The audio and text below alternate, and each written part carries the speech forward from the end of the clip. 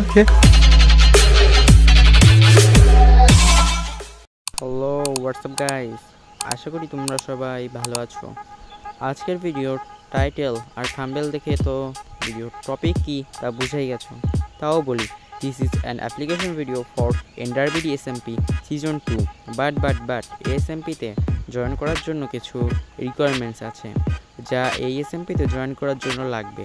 সেগুলো হচ্ছে good video editing, good voice over, good story telling and good thumbnail. এই জিনিসগুলো থাকলেই এনডারবিডি এসএমপিতে জয়েন করা যাবে। ফার্স্টে গুড ভিডিও এডিটিং। আমি আশা করি আমার এই ভিডিওতে গুড ভিডিও এডিটিং আছে। এরপর আছে গুড ভয়েস ওভার। আমার ভিডিও দেখে তো তোমরা আমার ভয়েস ওভার কেমন হচ্ছে তা আশা করি বুঝতে পারছো। এরপর আছে গুড স্টোরি টেলিং।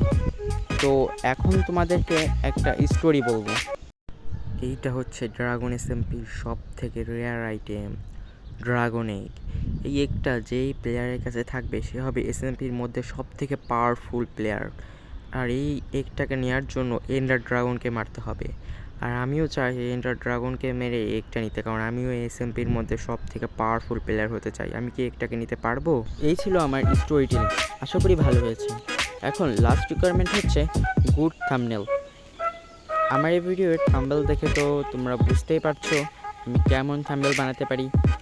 তাও আমি কয়েকটা থাম্বনেল দেখাচ্ছি যা আমি বানিয়েছি।